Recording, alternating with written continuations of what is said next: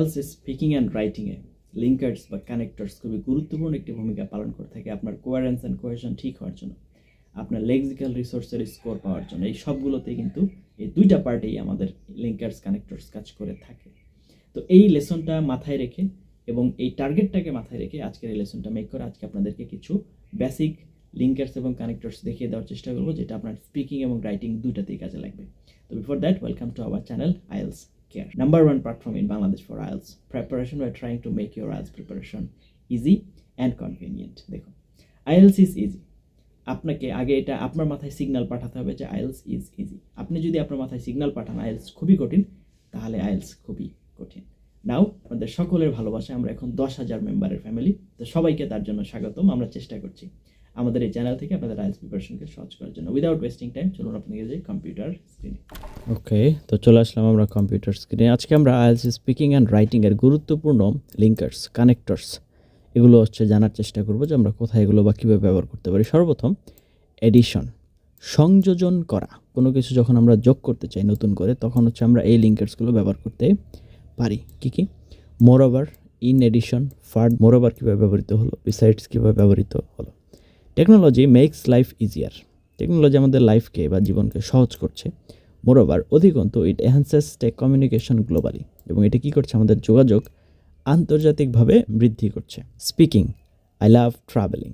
Besides, আমি ভ্রমণ করতে পছন্দ করি। পাশাপাশি it helps me learn about new cultures. নতুন কালচার সম্পর্কে জানতে, শিখতে আমাকে সহযোগিতা করে।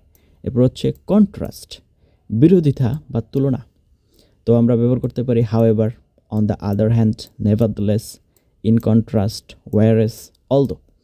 এগুলো আমরা ব্যবহার করতে পারি বিরোধিতা করার জন্য। তো আমরা এক্সাম্পল দেখি, হাউএভারের ব্যবহার দেখি এবং ওয়্যারএসের ব্যবহার দেখি।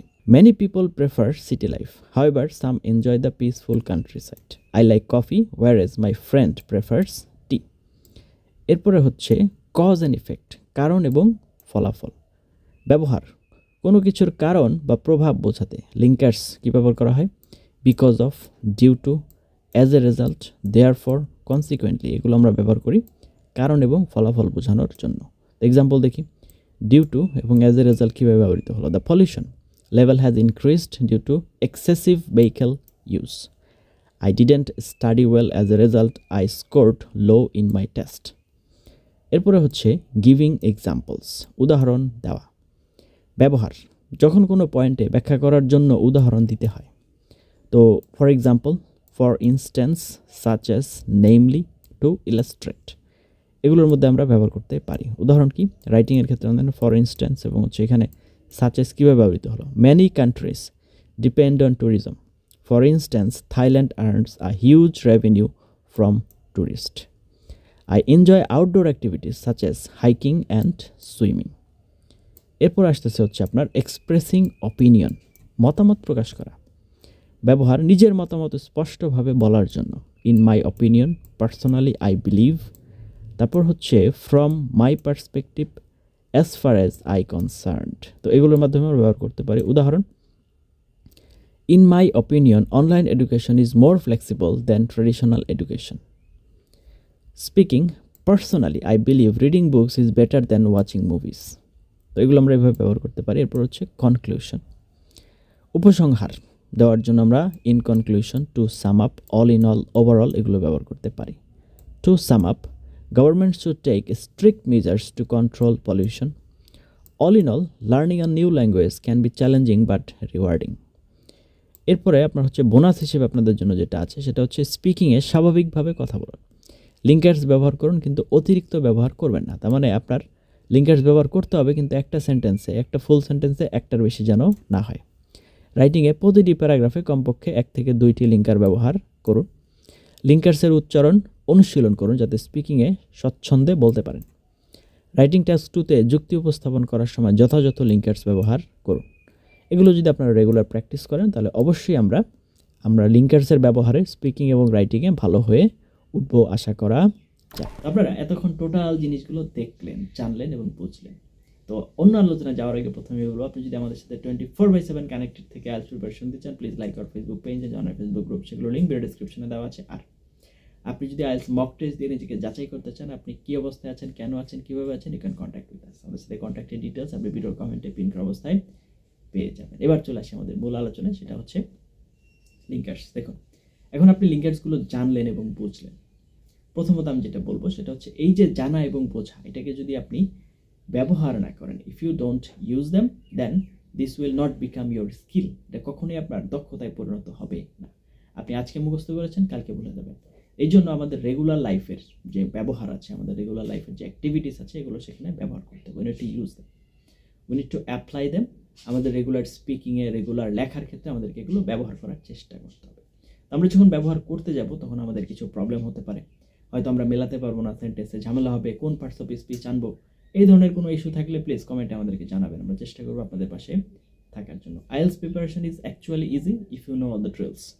আপনি যদি সবগুলো রুলস আগে ভালো করে জেনে বুঝে তারপর প্রিপারেশন নেন, তাহলে আপনার জন্য ইজি। এবং আমাদের চ্যানেল আইএলটিএস প্রিপারেশনের জন্য কমপ্লিট চ্যানেল। আপনি আইএলটিএস স্পিকিং প্লেলিস্টে চলে যান, সবগুলো লেসন দেখেন। আপনি রিডিং প্লেলিস্টে চলে যান, সবগুলো লেসন দেখেন। আপনি রাইটিংয়ে চলে যান, সবগুলো লেসন দেখেন। আপনি লিসনিংয়ে চলে যান, সবগুলো লেসন দেখেন। দেখেন আইএলটিএসের জন্য, আইএলটিএস প্রিপারেশনের জন্য যা যা দরকার সব কিছু দেওয়া আছে, কোনোটা বাদ নেই। আপনারা মনে করেন যা যা আছে সব কিছু মনে করেন দেওয়া আছে এখানে আপনার আইএলটিএস প্রিপারেশনের জন্য। তো সেগুলোতে আপনি যান, দেখুন, কোথাও কোনো সমস্যা হলে আমাদেরকে কমেন্টে জানান। আমরা চেষ্টা করব অবশ্যই আপনাদের পাশে থাকার জন্য। এখন কথা হচ্ছে, আপনি পড়াশোনাই যদি না করতে চান, সেক্ষেত্রে তো আমাদের কিছু করার নেই। এখন লিঙ্কার্সে যদি আবার আমরা একটু ব্যাক আসি, লিঙ্কার্স হচ্ছে সেন্টেন্সের সাথে সেন্টেন্স কানেক্ট করতে, প্যারার সাথে প্যারা কানেক্ট করতে, একটা আইডিয়ার সাথে আরেকটা আইডিয়া কানেক্ট করতে, তখন আমাদের কাজে লাগে। তো আমরা যদি লিঙ্কার্সগুলো, কানেক্টরসগুলো ভালোভাবে ব্যবহার করতে পারি, তখন আমাদের কথা এক্সটেন্ড করতে বা আমাদের কথাকে বর্ধিত করতে, একটা আইডিয়ার সাথে আরেকটা আইডিয়া অ্যাড করতে আমাদের জন্য অনেক বেশি হেল্পফুল হবে আশা করা যায়। আমাদের রেগুলার এই কাজগুলো করে যেতে হবে। এখন দেখুন আইএলটিএস, এখন আপনি যদি একজন প্রফেশনাল পার্সন হয়ে থাকেন তাহলে আপনার হাতে সময় কম, রাইট? এখন আপনি যদি একজন স্টুডেন্ট হন, আপনার হাতে ইনাফ পরিমাণ টাইম আছে। তো প্রফেশনালদের জন্য আইএলটিএস প্রিপারেশনটা একটু ট্রিকি, কারণ আপনাকে অনেক বেশি কাজ দেওয়া যায় না, কারণ আপনার হাতে সময় কম। অল্প টাইমের ভিতরে কীভাবে আমরা এফিসিয়েন্টলি কাজটা করতে পারি সেটাই আমাদের মাথায় রাখতে হয়। আমরা সেভাবেই আপনাদেরকে গাইড করার চেষ্টা করি, যেন আপনারা হচ্ছে যারা প্রফেশনাল তারা ক্লাসেরটা ক্লাসেই যেন কমপ্লিট হয়ে যায়। আমরা প্রিপারেশন কোর্সের ছাত্রদেরকে পড়াতে যে জিনিসগুলো ফেস করে থাকি, প্রফেশনালদের একটাই সমস্যা, সেটা হচ্ছে যে স্যার আমাদের পড়াশোনার ইচ্ছা অনেক, আগ্রহ অনেক বেশি, কিন্তু সময় কম। তো এই জন্য ছাত্রদের বলবো, যারা স্টুডেন্ট ক্যান্ডিডেট আছেন তাদের ক্ষেত্রে বলবো যে আপনাদের যে সময়টা আছে এখন এটাকে কাজে লাগান, কারণ একটা সময় আপনার হাতে সময় থাকবে কিন্তু সময় থাকবে না। তো এই ধরনের যে বিষয়গুলো আছে এগুলোকে মাথায় রেখে আপনাদের আইএলটিএস প্রিপারেশনটাকে নেওয়ার চেষ্টা করুন। তারপরে যদি কোথাও কোনো প্রবলেম, যে কোনো issue, please feel free to share with us. এই ভিডিও কমেন্টে আমাদেরকে জানান, আমরা চেষ্টা করবো আপনাদের পাশে থাকার জন্য। আর লাইক মাইন্ডেড পিপল যারা আপনাদের মতো আইএলটিএস প্রিপারেশন আগে নিয়েছে, এক্সপিরিয়েন্স অথবা সামনে নিবে, তাদের সাথে জয়েন করার জন্য আমাদের কমিউনিটিতে যোগ দিন। আমাদের ফেসবুক গ্রুপে এবং পেজে যোগ হয়ে যান। আশা করি আপনি এখানে অনেক মানুষজন পাবেন যারা আপনাকে এই বিষয়ে বা চলার পথে হেল্প করতে পারবে। যে কদম ছিলেন তার জন্য অনেক অনেক ধন্যবাদ। এই ধরনের আরও অনেক ইনফরমেটিভ লেসন পাওয়ার জন্য দয়া করে চ্যানেলটি সাবস্ক্রাইব করে পাশে থাকতে ভুলবেন না।